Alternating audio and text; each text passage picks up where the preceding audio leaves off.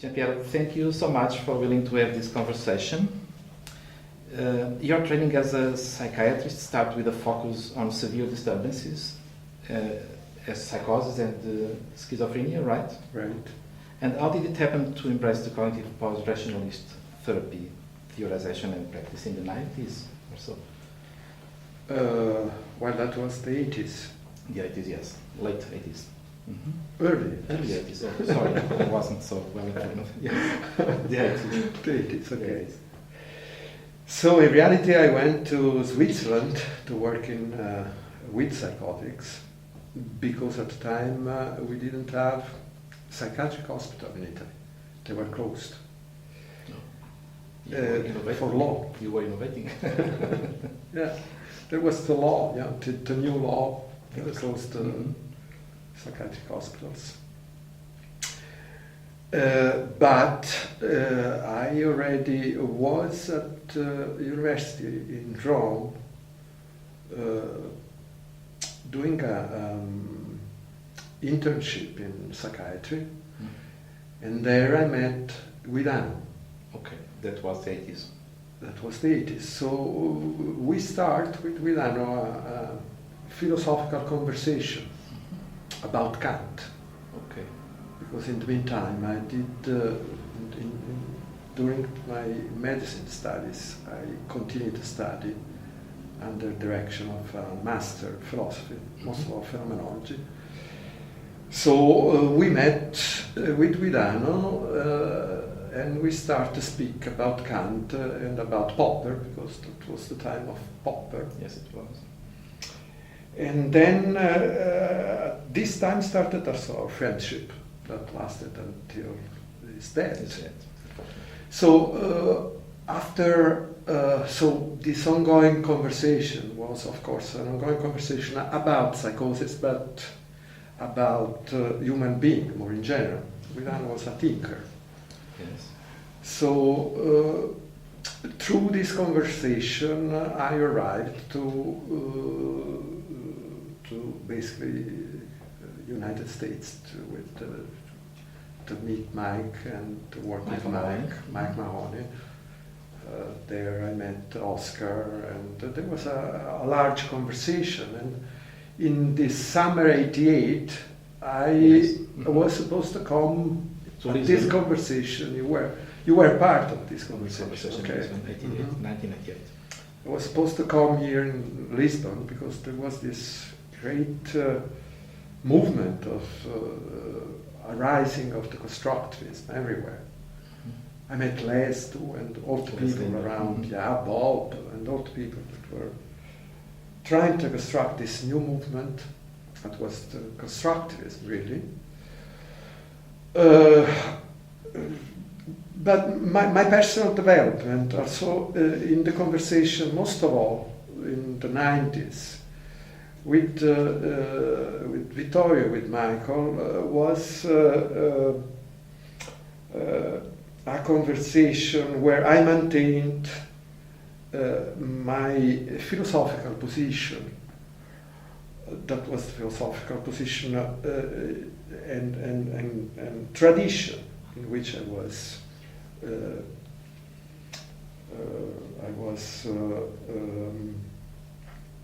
Which I studied. Okay, that was phenomenology. So I maintained also a critical position related to constructivism in terms of much more experiential focused, using a term that this experiential term is a risky one. What you mean by the experiential? We will go. Well, but I'm using here terms that, for example, Les likes a lot, and cognitivists in terms of experiential focused cognitive therapy likes a lot. But for a phenomenologist, experience is the thing itself, the really theme of the research and of the analysis. So. Experience, it's also cognition. Experience, it's also imagination. Experience, it's also body training. Body training. Okay. And I think that the core of this conversation, that was conversation with Mike and with Vittorio until the last years of their life, I think that as basic theme, not a technique, not a theory, but the curiosity about human beings. That was emerging you in the that was also the big drive for the three of us. Good.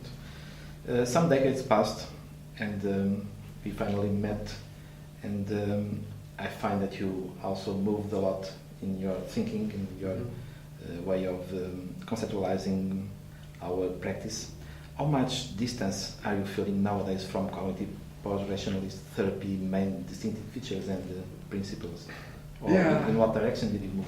Mm-hmm. Okay, I think my first book was a last attempt to conciliate phenomenology in terms of hermeneutic phenomenology with a theoretical approach to psychology that was basically the mainstream for Guidano. But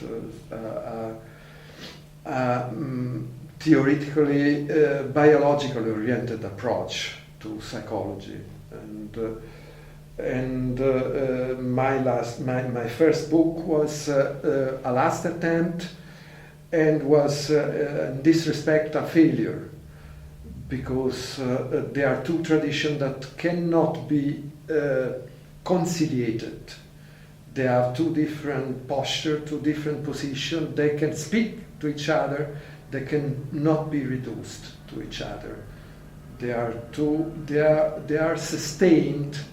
They are based on two different ontologies, so they cannot be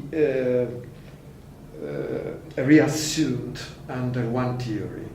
So that has been the big move that I did in the last 10 years. The Congress, the World Congress of Constructivism of 2003 in Bari, that was